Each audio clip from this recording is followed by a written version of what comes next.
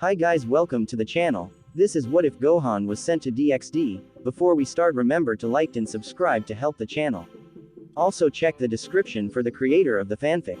Chapter 13. The body of our favorite Demi-Saiyan was lying there, lying on top of an armchair so calmly, his chest slowly rising and falling in the same way as he filled his lungs with air and expelled it shortly after, his head resting comfortably on the small pillow that had taken from her room the night before.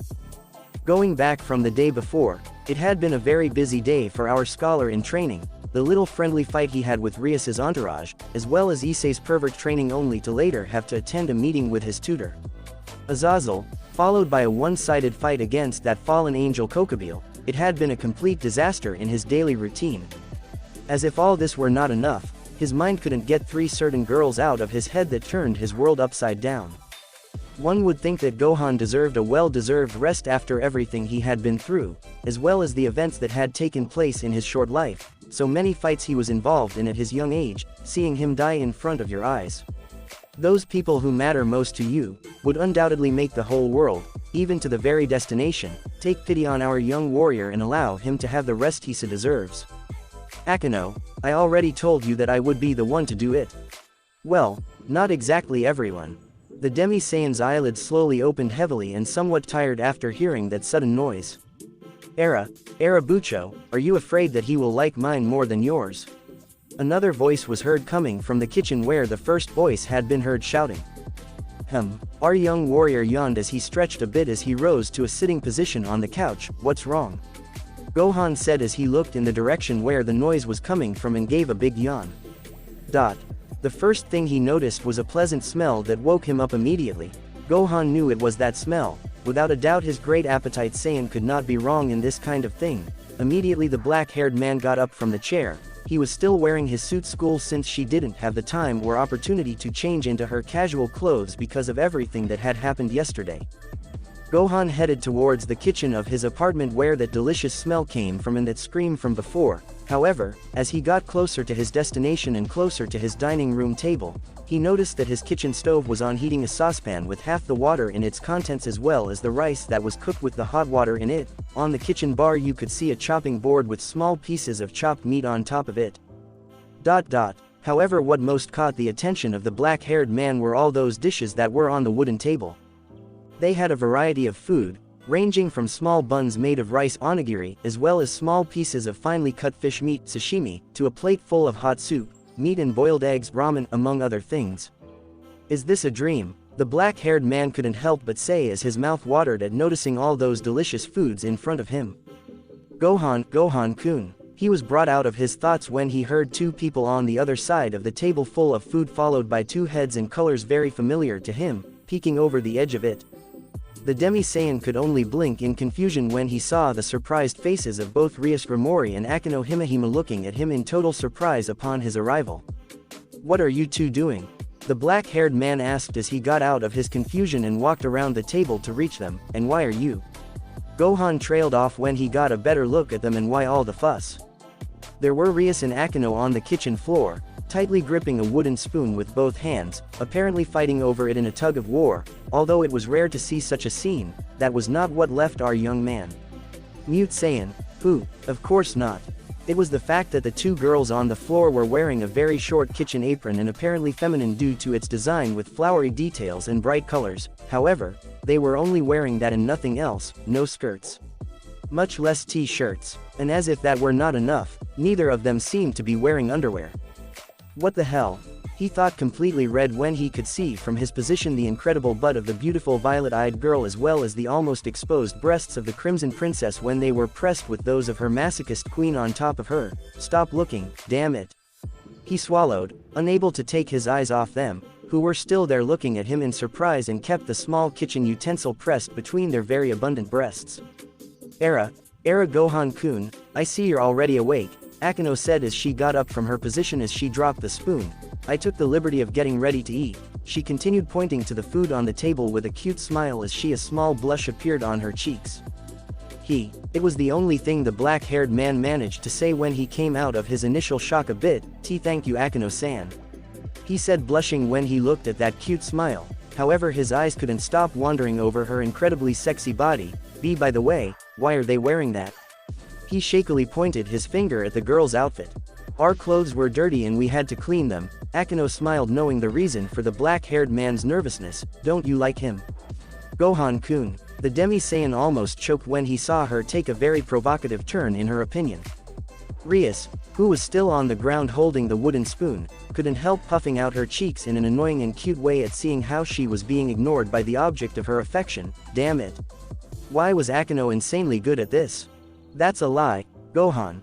The crimson-haired girl yelled as she stood up abruptly, attracting the attention of the two present. I'm the one who's making you eat. She's just interrupting, she said, annoyed as she pointed her accusing finger at the other girl in the apron who had her command in her mouth, trying to muffle her giggles. Ho ho ho, the violet-eyed girl began as she looked at her president's face. Do you think that will be enough to satisfy Gohan-kun's appetite? She continues as she points to the boiling pot on the stove. Rias shot her friend a deadly glare at that as she pressed her body against the other girl, pressing her two meaty bulges against hers. Akino was not far behind and returned the same glare with the same intensity. In fact, one could see little rays come out of each pair of eyes and hit each other mutually. Who no? Gohan thought, with his face an intense red tone almost the same color as Rias's hair. Disconnect your mind. Ignore what's around you. Control your breathing. He remembered the teachings of his he mentored Piccolo and put it into practice, while being ignored by the two women before him. Too bad none of this was working for him in his current dilemma. The black-haired man watched as the fabric of Rias's apron clenched from the friction, causing her left breast to be in full view of him. Gohan could see her pink button sticking out of her creamy and strangely appetizing mound, making him sweat profusely as he felt as his pants were beginning to feel tight. This began to worry him. Akino was no exception when she showed those long and sexy legs that drove him crazy, to the point that he began to hyperventilate quickly from what he saw. However, what ended up breaking the black-haired man's sanity was what those legs supported, more specifically, his big butt that moved from side to side almost as if he was teasing the increasingly nervous and horny young warrior. Damn it. No one prepared him for this kind of thing. Gohan-kun. The two girls yelled as they stopped looking at each other and looked at the trembling black-haired boy. My food is the best. They both said as they glared at the poor Saiyan. Shit. There was only one thought that crossed Demi-Saiyan's mind when she saw those looks on the two of them. However, she remembered some very wise words from her first mentor and friend. Brat, stop crying and dodge. They were Piccolo's words as he hit a crying 4-year-old Gohan. And that's what Gohan did. Rias and Akino could only blink as they watched the black-haired man disappear from existence, followed by a slam from the bathroom, leaving them dazed and somewhat confused in their position. Time after, we can see the black-haired man sitting at the table devouring the food that the girls had prepared for him. How can you eat so much? Rias questioned, seeing how she devoured each plate that was on the table. Both she and her queen were already dressed in their uniform attire. Now she understood why Akino had said that, and although it hurt her to admit it, she was right. I'm sorry, but it's because of my Saiyan side, Gohan replied, taking a moment to stop eating. Our metabolism needs large amounts of food to function properly all day, he finished before resuming his slaughter. By the way, the food is delicious. He smiled at Rias and Akino, who was next to him. This made them blush slightly. However, they quickly shot each other deadly glares. Era, Akino began as she closed her eyes slightly and smiled as she always does. It's obvious that Gohan-kun is referring to my symbols, she teased, emphasizing sideburns, knowing what it would do to her president. Rias made an annoyed face at what her Reina said. It seemed that Akino knew much more about Gohan than she liked to admit. This undoubtedly bothered her. The Demi-Saiyan could only drop a drop of sweat when he saw Rias's anger towards the violet-eyed girl. Knowing what would happen next, he decided to try to change the subject before things got complicated. By the way, Rias-san, he caught her attention as she turned to his face. What did they want from me yesterday to wait for me for so long? He questioned when referring to the night before, where she found them lying on her couch sleeping. Immediately Rias's face became serious, as well as Akino's, who began to remember everything that happened the day before, that Gohan was not with them. Yesterday, Issei had to go to a contract. He began seriously and made the black-haired man pay attention by his tone. Everything was going well, just any contract. However, he paused, looking at that seriousness in the onyx eyes of the black-haired. The contractor was killed by a priest named Fred, she continued before the black-haired man interrupted her. Why would a priest murder a person? Aren't they supposed to? He was cut off by the girl next to him. For them, any act that is related to demons is very frowned upon and there is no forgiveness from God. According to their beliefs, of course, he said, seeing him nod in confirmation, but a little angry for such stupid reasons in his opinion. Anyway, we didn't know about that. However, when that guy hurt Issei, I felt like his life was in danger. Rias resumed the story while looking at how the black-haired man worried a little about his friend and his well-being. Immediately I gathered my pieces and we teleported to the place. It wasn't hard to take care of that priest, he said, bringing his hands up from the table and interlacing their fingers lightly. But Gohan immediately realized but in all this that the girl was telling him. But it seemed that they were waiting for our arrival, or perhaps some kind of preventive measure, since a portal opened in the area and Akino was able to identify several fallen angel presences in the place. Because of this we decided to leave and Gohan, he was disconnected from the conversation when remembering the night before. Had that portal that Kokubile made sent him to the place where Rias told him? Was he responsible for what happened? Why couldn't he feel Isaiah's key drop last night? Perhaps this last question could be answered by the fact that he was too distracted by Rainier and his current dilemma.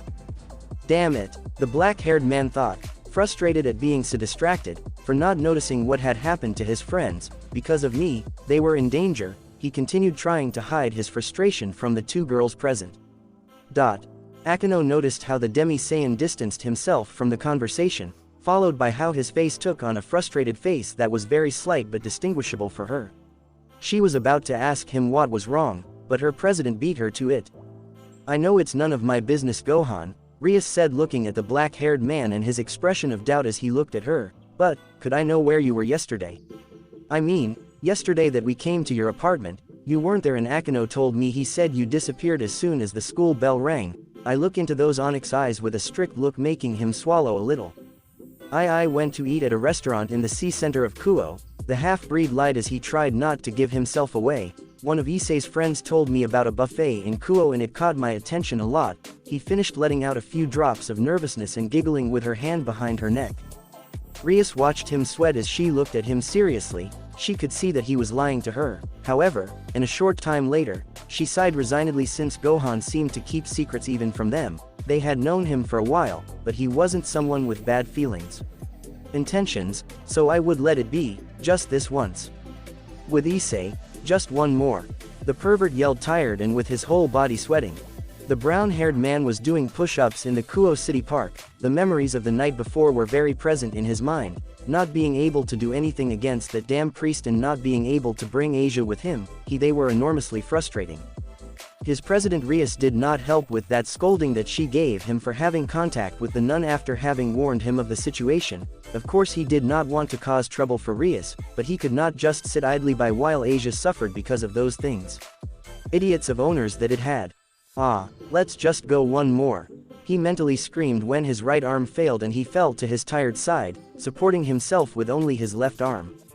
Too bad his body didn't think the same. No. Issei suddenly fell to the ground when his arm could no longer support the weight of his body. Damn it, I can't even protect a girl. He thought about the pain and exhaustion while he looked at his hand in frustration for being so useless. No. While I'm still here wasting my time, Asia is still with that psycho priest. He finished standing up with new determination. Issei-san, a voice took him out of his thoughts, surprising him.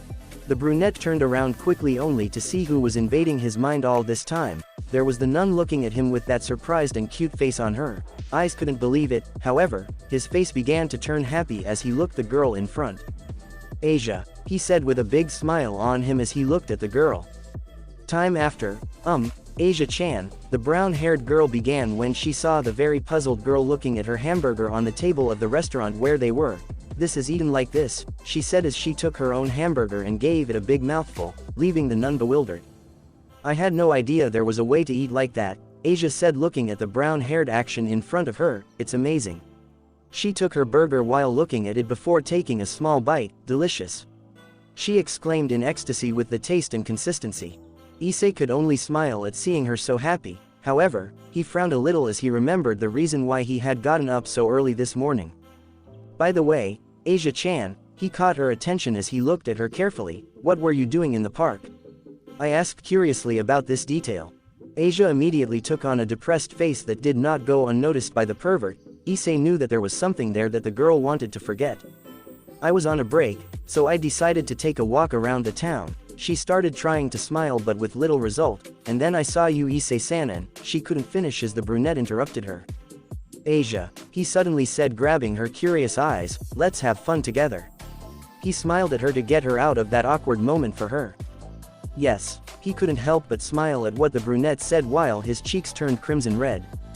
The two got up, with Issei paying for the burgers before following Asia out of the restaurant. They wasted no time and the brunette led the nun in a random direction for her. However, that smile did not leave her face flushed. They quickly arrived at a place with a big sign on it. Arcade, is what Asia could see written. She didn't have the time to ask the boy what it was because he took her hand, pulling her inside the place. Inside were all kinds of machines, strange to the girl, and a very loud noise coming from each one. Let's try this one first, said Issei, pointing to the machine with a seat and a steering wheel on it. The nun was seated in the seat without being able to protest. What do I have to do? He questioned, looking at the flyer of hers in front of her. You just have to press this button and step on the accelerator while you drive, the boy instructed, smiling at him for his inexperience.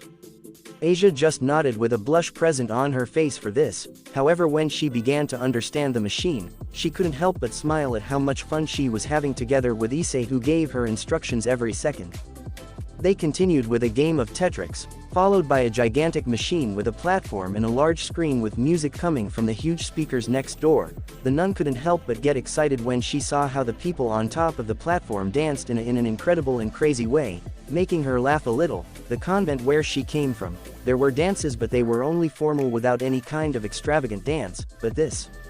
Issei brought her up to dance to a few songs, however, and as expected, it didn't do very well on the score. Clearly the game over screen on the screen was a great indication, but the girl looked happy dancing like her could. The brown-haired man didn't dare to tell her that it was lousy. Just seeing that smile of amusement on her made him keep quiet and laugh with her. The couple continued on their way, passing through various machines while laughing among themselves for the fun they were having. Asia did not let that smile fall, and this Asia happy to the chestnut. However, the nun did not stop suddenly before running towards a prize machine. What did you see? What's wrong, Asia-chan? The chestnut's voice brought her out of her astonishment, while she came up behind her. And it's nothing, she said nervously at her words. So you like Raichu? He smiled, seeing the stuffed animals inside the machine and behind the glass. I'm going to get one for you, he told her as he adjusted his sleeves and got into position to play. Asia didn't dare to say anything. She just nodded her head while furiously blushing at being discovered. When we were little, he started while trying to get the stuffed animal for Asia. Matsuda, Motohama and I, we emptied the machines in our block, he said, finally getting a stuffed animal. The nun's eyes widened in anticipation as she watched the brunette get Raichu, before reaching down and taking the prize from the machine. Take, Asia-chan. I handed the stuffed animal to the girl, who didn't hesitate to snatch it from her hands, making the brunette sweat a little because of her rudeness. Thank you, Issei-san. He hugged the stuffed animal tightly while its eyes seemed to shine brighter than the sun. This Raichu will forever commemorate my friendship with you, Issei-san. The boy couldn't help but blush at what he said. Okay, where are we going now? She said as she giggled and walked in a new direction, not noticing that the girl was left behind a bit. Yes, the girl could be seen a little depressed as she hugged the stuffed animal more tightly. This is a precious meeting, only for today, she mumbled slightly sadly before following the brown-haired man. Leaving the premises, it didn't take long for them to arrive at a small park with an artificial lake in it. There were a couple of empty benches and a few vending machines for drinks or other types of products. There didn't seem to be many people around. I'll have something to drink. Do you want something? I asked her as she pointed to the drink machine. No thanks, Asia said with a cute smile as she followed him. This is the most fun I've ever had in my life, she revealed as she watched him drink the soda from the machine. Asia-chan, you always take things too seriously. He took a swallow of his drink, however a pain invaded his shoulder. Hag. He grabbed his shoulder in pain before seeing how the nun approached him with concern. Asia, he looked surprised at those worried eyes, but with a slight hint of guilt in them. It's the wound from the other day, right? She said with a sad look as she looked at him, nodding a little hesitantly. I'm going to heal you, Issei-san. Let's sit down. She led him to one of the benches in the place. The brown-haired man didn't have time to protest as he was pulled by the girl. Asia immediately put her hands on Issei's shoulder. They began to light up in a faint greenish color. greatly relieving the brown-haired's pain. Issei couldn't help but be amazed by the incredible power that the nun had, being able to heal people's wounds. It was incredible. She remembered how Gohan did something similar when Kaneko hurt her hand. However, her method was not perfect, since the Nekomata had said when they arrived at the club that her hand still hurt a little. However, Asia was something else.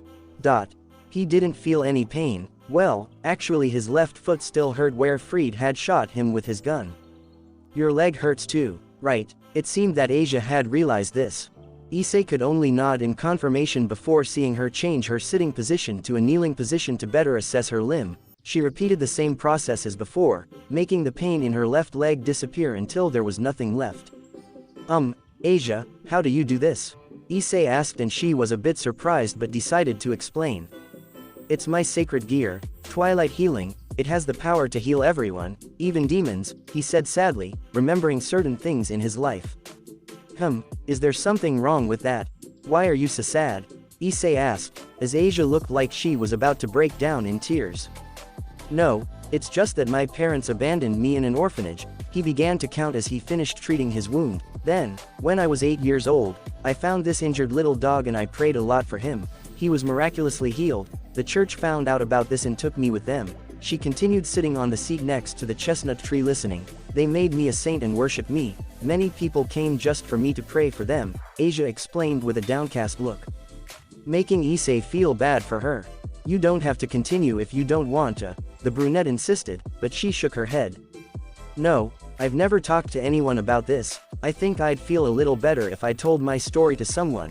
Issei nodded and she continued. One day I met an injured demon and I healed him too. But then everything changed, she continued without taking her eyes off the ground. Everyone said that I committed a sin for helping a demon and they called me a witch. Then I was expelled from the church, she said sadly. Asia-chan, the brunette thought sadly when he saw her in that state. I just wanted a friend, but after everything that happened, she said in a whisper that the brunette could hardly make out, I just wanted to have fun. Go shopping and play games. Too bad I didn't have any friends, she said, and she started to sob, but Issei had enough of this and hugged her. I'll be your friend, you don't have to be alone, the brunette whispered, and she began to cry more, hugging him back. After a minute they dissolved the hug and Issei helped dry her tears. I shouldn't have asked too much about that, but I think the people who treated you badly are stupid, the boy said as he smiled hugely at her. You're not a witch, your power is amazing, Asia-chan. And you can have friends. I'm your amino, right? Issei said, and the blonde felt that her world was shaking. No one had ever said something like that to her. The girl's eyes lit up when she heard the brunette. She couldn't believe how incredibly lucky she was to have met him that day by accident. Issei-san, she looked like she was going to cry, but this time with happiness. I'm very happy. He beamed with that cute look on her. Eyes couldn't help but blush when he saw her face. He was very close to her and he could clearly see her pretty face flushed and happy. He couldn't believe that they treated a girl like her that way. Those bastards. He immediately made a promise to himself. He would do everything possible to help Asia out of the clutches of these tyrants no matter what. So this is where you've been. A very familiar female voice for the brunette was heard, chilling his back in the process. Asia, Issei didn't take long to turn around just to confirm his suspicions. Yuma-chan, he muttered with fear as he remembered what this girl had done to him that time at the fountain. Rainier-sama, Asia said, causing the boy to look at her in confusion. I should have known, he thought as he returned his gaze to the fallen angel ahead. She's in on all this too. He steeled himself and looked at her with an angry expression. So it's true, you're associating with a devil. He started seeing the nun trembling behind the chestnut tree. Asia, you know you can't escape from us. For some reason, she felt like those words stung her more than Asia, and the image of the Demi-Saiyan briefly appeared in her head, dazing her a bit. I refuse, the yellow-haired girl yelled. I'm not going back to that place, nobody treats me well there. She said while hiding behind the brunette. I'm sorry, Issei-san, to be honest, I ran away from that church and she was cut off by the boy. I already knew that. The nun was surprised by her revelation. It's impossible for a girl like you to voluntarily stay with scum like them, he told her before returning his gaze to a surprised Rainier. What do you want, fallen angel? I asked with a clearly annoyed tone. You're just a pawn. Give me the girl and nothing bad will happen to you, she said as she watched him clench his fists. Issei could no longer bear the words of this fallen angel. The simple fact of having her in front of him and reminding her of what she had done to him that night, made him boil with courage. He knew that he was still afraid of her as she was the one who almost killed him. Without, however, I would not back down this time. Sacred gear, he shouted, causing a reddish light to invade his left hand. What kind of man would I be if I can't protect my friend? The light dimmed until it revealed a reddish dragon-style gauntlet with a green gem on it. I did it! I exclaimed, excited, looking at his left hand. The black-haired woman was surprised. She had found out a little about this sacred gear. It was a multiplier, a very powerful weapon depending on the user. Of course, unfortunately, this boy did not have great power, so the result would be almost zero. She couldn't help but wonder how strong Gohan would be if he possessed this sacred art. The guy was strong on his own. The beating he gave Kokobile in that meeting certainly proved it. However, if he had that multiplier boost, Rainier was brought out of her mental dilemma when a powerful voice was heard in the surprised chestnut's glove. She immediately frowned as she felt how the chestnut's power was constantly rising. She would have to attack before the boy overwhelmed her powers with that sacred gear. The fallen angel raised her right arm, invoking a spear of pink light. This went unnoticed by Asia since they were looking at Issei's glove and he was doing the same thing as the nun. They're distracted. This is my chance, he told himself as he clenched the spear in his hand and prepared to throw it. Now, his arm contracted back in tension before bringing it forward with a great force. However, please Rainier, the Demi-Saiyan broke the silence by squeezing her a little more in his arms. Don't let this second chance pass you by. I don't want to see how you get hurt. She seemed in an internal conflict, about to give in to the words of the black-haired boy, and Gohan knew it. Her arm stopped abruptly when a certain memory flashed through her head. That night when she had opened up to the black-haired man, that time when she felt the safest girl in the world being locked in those strong arms of his. I can't do it, he muttered as he dropped his hand, undoing the spear in the process. Gohan wouldn't forgive me. Happened. She couldn't do this, not because she cares about the chestnut's life or the happiness of the nun, of course not. It was all that onyx-eyed boy's fault. Rainier felt she couldn't let him down any more than she already had. She couldn't live with that. Agghhh. The heartbreaking scream of her chestnut took her out of her thoughts. San. Asia couldn't believe her eyes. She looked horrified as this spear of sudden light had pierced her friend's stomach. But what? Rainier screamed in surprise when she saw this and how the boy fell to his knees in pain while blood gushed from him. Asia quickly approached Issei, quickly placing her hands on the boy's chest, healing him in the process. Rainier snapped out of her shock and looked in the direction where she felt the new presence. What is taking you so long, Rainier? It was Demi-Saiyan who came out from some bushes in the little traveled park. You know we need the power of that nun. I look at her while pointing to the small girl who was cured by the chestnut injured. Demi-Saiyan, what are you doing here? The black-haired woman screamed furiously and a little nervous when she saw her partner there. As I already said, he began as he shifted his gaze forward and in the direction of the other two present. You were taking a long time. I decided to come here and I saw you hesitate. He looked at how Asia finished healing the brown-haired man, who immediately stood up.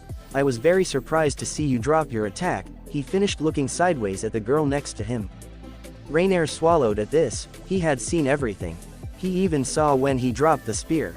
She wasn't afraid of the other fallen angel. However, if she told Kokobile all this, she didn't want to know. I won't let them take Asia away. Damn, Issei yelled as he shot a death glare at the two fallen angels before him. You have no vote on this child, the older guy countered. That little girl and her sacred gear will come with us. He spread his wings, flying to a great height as he prepared another spear of light. Asia, be careful. She pushed her away from the attack as she braced herself for the impact. Fortunately, the spear hit the ground, creating a huge explosion, sending him flying through the skies and then plummeting to the ground, away from the blonde girl in the distance. San, Asia yelled, looking worriedly at the brunette. This is nothing. He began to get up awkwardly from the ground. Gohan has hit me much worse than this, he exclaimed, but unfortunately his body didn't think the same and he fell to the ground again. Stay there, the guy said, looking at the defeated brunette. Asia, if you don't want to see this boy die, I suggest you come with us, he demanded. The girl, who could only nod, very sad and anguished when she saw her dear friend in that state. Rainier just stared at this, with the brunette lying on the ground complaining of pain and Asia approaching her to be taken. Clearly Demi-Saiyan did not want to take the nun. In fact, Asia was terrified of the oldest fallen angel, no doubt he preferred to go with her than with Dani-Saiyan. "Are we ready?" said the fallen angel, seeing that the girl hugged the body of her partner. "Let's go," he demanded before flying away and in an unknown direction. Asia just closed her eyes as tears fell from them. They fell on the incredibly generous chest of the black-haired girl being held by her. Rainier felt a small sting in her heart when she remembered this same scene, only she was the crying girl and Gohan who held her this way. Rainier sighed heavily. She couldn't believe what she would do. This wasn't very like her, but she knew very well and from her own experience, what the nun was feeling right now. "Everything will be fine, Asia." She almost choked on those words. "I promise." This made the girl on her chest look at her with disbelief written all over her face. Time after ZAAAAAS. A strong slap resounded throughout the occult club room. "How many times do I have to tell you?" Issei, Rias went as she withdrew her hand from the stunned brunette's cheek. "Forget about her. You're a member of the Grimoire clan now," he scolded as he looked at her minion away from her. Gohan looked surprised and worried at the boy. He had interrupted the club very upset and a little hurt. He told them everything that happened with Asia and the fallen angels. The black-haired boy was surprised to learn that one of those fallen angels was Rainier. Such it looked like she wasn't going to change no matter what. So, he began looking down at the club floor. "Please, free me from your clan," he finished looking at her, determined to rescue his friend. Gohan knew that Rias was being very strict with the brunette. The Demi-Saiyan understood the crimson-haired girl's concern, but Issei was right. He couldn't let that girl remain in the hands of those guys. He had already seen what it meant. This Kokobile subject was capable with his own companions. Just thinking about what they would do to that poor girl. "I'm just a simple pawn." The brown-haired voice brought him out of his thoughts. "What's the importance of a simple piece like me?" He tried to convince her of her as he stared into her eyes. "Do you think that the pawn is the weakest piece?" Rias told him, seeing him blink confused by what he said. "The pawn has a special characteristic that none of the other pieces possesses." He continued, folding his arms under his wide chest. "Promotion. This allows him to have all the specialties of the other pieces. It just depends on your will to make the most of it." I finished with a slight understanding smile towards the stunned chestnut. The door next to the black-haired man opened, revealing an Akeno who entered immediately, capturing the attention of those present momentarily. Gohan saw Akeno's slight smile directed his way. However, he quickly shifted his gaze to Kaneko and Kiba, who were in the club with them, with Kaneko sitting on the couch eating a light snack and Kiba standing behind her. "Kaneko." The black-haired man could see how the two of them nodded surreptitiously towards Akeno, who smiled at this before walking over to her president's side. "Bucho." Now, neither Gohan nor the others present heard what the violet-eyed girl whispered to him. Not even Issei, who was close to them, could understand what she said. "A mission came up out of the blue," Rias informed the crowd. "Akeno and I will be out for a bit," she said as she walked with the other girl to the center of the room. "But President," the brown-haired man tried to protest when he was ignored by her, but he was quickly interrupted. "Remember," she began as she turned around to look at the brunette, "even if you are a promoted piece, a fallen angel is not stupid enough to be defeated by a single piece," she finished while Akeno prepared the magic circle. Gohan looked confused by what Rias said to the brunette. It seemed as if she was telling him something in code. But what was it? "Gohan," the girl called as she looked away from Issei and made the black-haired boy look at her curiously. "Try not to exaggerate, please," she said with a pleading look on her face. That was all for Gohan to understand. What he meant. "Count me in." He raised his thumb with a very like him smile. This caused the two girls to giggle, slightly amused by his action, making him blush in embarrassment at this. They disappeared in the magic circle. Then the chestnut headed towards the door of the club. He couldn't continue standing here like an idiot. Asia needed his help right now. "So you plan to go?" He was stopped by Kiba's voice. "Don't try to stop me, guys," answered the chestnut, determined to go to that church for Asia. "Did you see what happened to you, Issei-san?" Gohan spoke when he saw his friend. "You will be killed," he said seriously, turning to look at him with determination on his face. "Even if I die, I'll make Asia escape." Gohan couldn't help but be proud of his friend and student, but he kept it to himself. "You have great determination, Issei-san," Kiba said, causing the brunette to look at him for his words. "I'll go with you." He left the brown-haired totally surprised. The president said, "Even though you're a promoted pawn, right?" I asked, causing the boy to nod in confirmation. Gohan saw where the blonde-haired was going with this. He knew that Issei needed the help of his friends to do this. He couldn't do this alone. Of course, Gohan would be willing to help his friend in this without hesitation. However, Rainier. That name itched in the black-haired man's mind. He couldn't deny that he was worried about her despite what had happened. He still remembered that insecure look on her that night. If he wanted more answers, he would have to go by them. Kuniko-chan. You too, exclaimed the chestnut, bringing the Demi-Saiyan from her reverie. I don't trust two guys going alone, she simply said with that blank look of hers. This greatly delighted Chestnut, his companions, no, friends, they were willing to help him with all this. What about you, Gohan-san? Will you join us? He turned to see the black-haired man in the room, apparently silent in most of the conversation. Do you have to ask? She smiled at the brunette who just returned her smile with one of his own. Thanks for listening. If you want the next part of this video, be sure to like, subscribe and comment and hit that bell notification. See you next time.